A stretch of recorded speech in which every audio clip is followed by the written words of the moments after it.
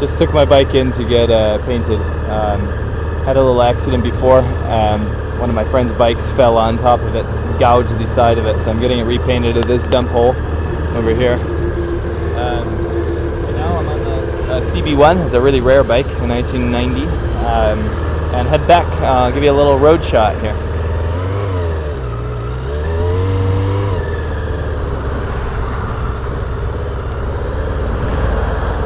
We're still in downtown Baotou, but as you can see, there's not much going on.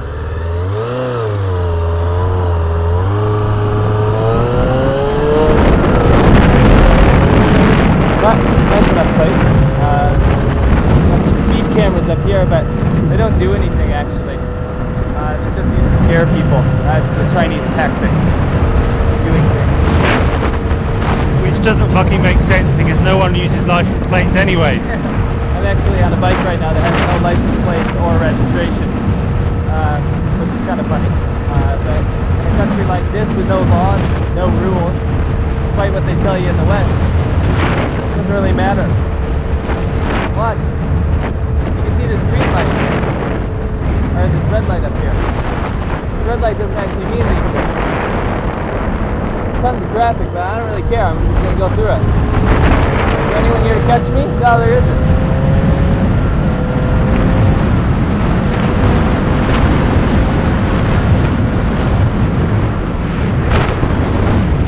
I like the feel of this engine, man. Yeah. It feels smooth today. Just when it fucking starts, that's all. Yeah. We've had some problems with spark plugs recently. Yeah, it's been tough because you can get these fake NGK ones in China, but they don't do very well, and older bikes lead through them like chips. So tomorrow we'll be getting new spark plugs on both the bikes. Just a quick price, Chinese price difference here. To get my bike repainted, fully repainted in the US at a decent place would probably cost me about $600 to $800 with this lime green color, and it's costing me 200 yuan, which is $30. So things are a bit cheaper here, especially labor.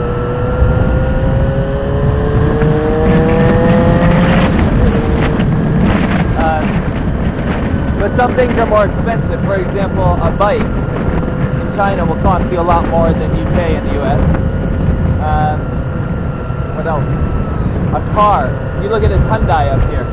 This Hyundai Sonata, older Sonata, would probably cost you about $50,000 in China, which is ridiculous. I mean, that's more than double what you'd pay at home.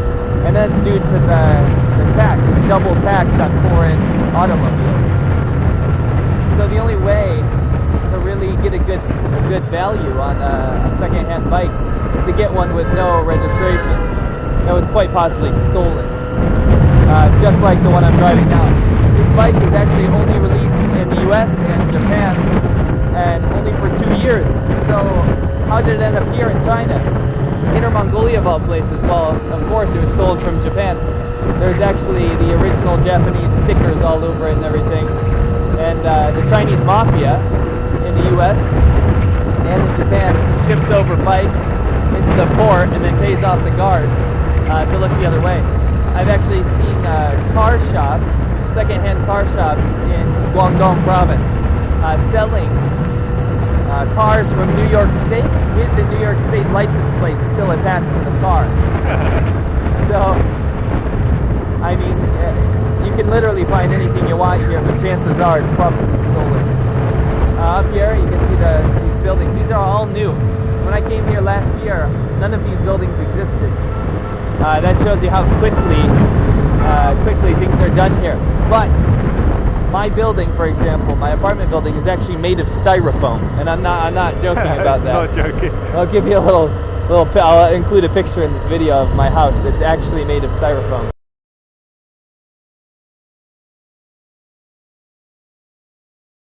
And that's how they do things quickly here. They just do it very badly. There's a joke in Chinese, we call it tofu buildings.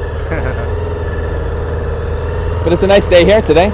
We just came off of 6 months of winter, bitter cold winter, so we're just so happy to be on the bikes. But recently we've been plagued with basic maintenance issues, partially because we bought such old machines. But once they're up and running, we're gonna have a good time. Little update on what happened last weekend. We went to the desert. I should have had the camera out when we were there, but I got some pictures. We actually got stopped by a truck full of mafia guys. Cigarette burns all over their arms. Clear murderers. And we had just heard rumors recently of guys out in that area, Baotou, stealing people's bikes, chopping off their fingers, and beating the shit out of them and throwing them in the sand. And we got stopped by these guys, and they told us to sell us our bikes. We said no, and then we told them where we were going, and they headlined us. And they got there before we did. So we just kept driving. We actually almost got to the border of Shanxi province, which was a good 200 kilometers away. And it was scary. It was just terrifying. I haven't feared for my life in so long, but it's actually making me reconsider living here because I can't really handle that kind of situation anymore. When I first came here, I had a couple close calls in a KTV where I almost got stabbed. And the other day, actually, at our school, university's coming up here, where I teach at, there was a huge brawl between Mongolians and Han Chinese. And actually, one of the Han Chinese got stabbed in the stomach with a Mongolian sword. And that was actually on campus. So you can see, I mean, just what kind of stuff happens even deep in the city where things are supposed to be safe. God knows what happens out, you know, where there's no one to answer for your help or answer for help. Another thing though is it doesn't really matter because out there the mafia controls the police. The police are actually nothing. And one of my friends who is actually ex-mafia told me that Baotou is the same way, and all the police are kind of intertwined with the mafia as well. So it's difficult to feel safe here, you know. After we hit the stoplight here, you're going to see my school where I teach at. I'm a university professor. I teach oral English. I just came off a year of teaching journalism, but oral English is more my style because it's much more relaxing. Pay is pretty good. For all of you wondering how much a teacher would make in a position like that, I make about 10,000 RMB per month. And local salary here is about 1,500 per month. So I think nearly 10 times the salary when it comes down to it. What's up, girl? Now, what's up, girl? Oh, red light. Over here is Baotou Teachers College. That's where I teach. What are these guys doing? Drunk.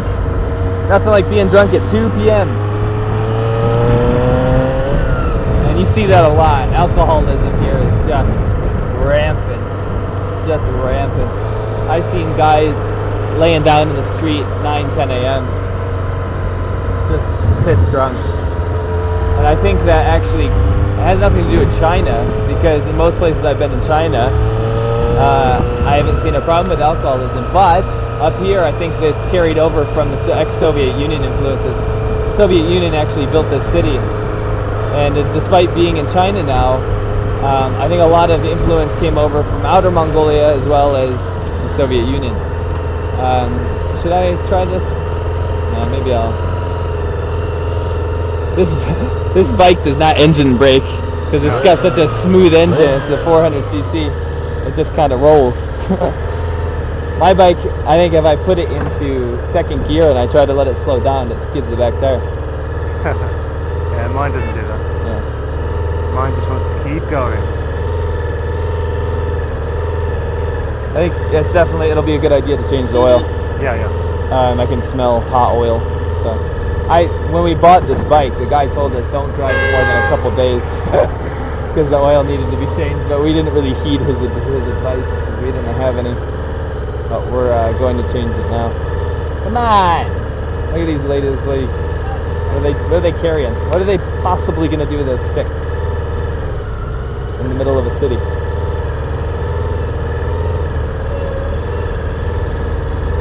Just changed the clutch and the brake levers on this bad boy. Feels pretty good. Actually, the funny thing about this bike was we didn't actually know what it was when we got it. Go! And I stalled.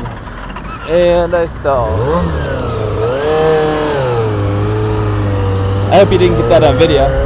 It was on video. Gosh darn it. I told you this bike stalls. Especially with two people on it. Yeah.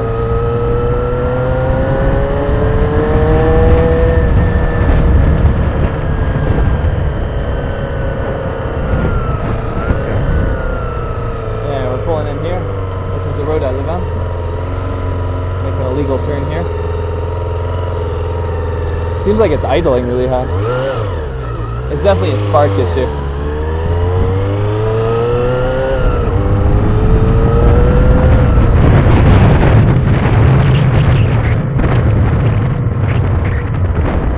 And we have arrived. This is a new shop we've been going to. I'm going to stop at home quick first. One of my buddies has been changing his tire all day. I want to see if he actually pulled it off. This road's fucking crazy. I hate this road. Mongolian sort of building at the end there. Yeah, this road is nuts. People just park everywhere and it's just so annoying. A little husky. This road's mostly restaurants and barber shops. Not the kind you've heard about. Yeah, A real barber shop. I'd like to be able to turn here. Hopefully. Okay. There we go. And I live in this building here. The standard standard flat you'd find. And yeah, we've arrived. Hope you enjoyed the little trip through Baotou, and hopefully there's more to come. Next time we'll be on the helmet cam probably and reduce some of the wind noise. I'll see you guys next time.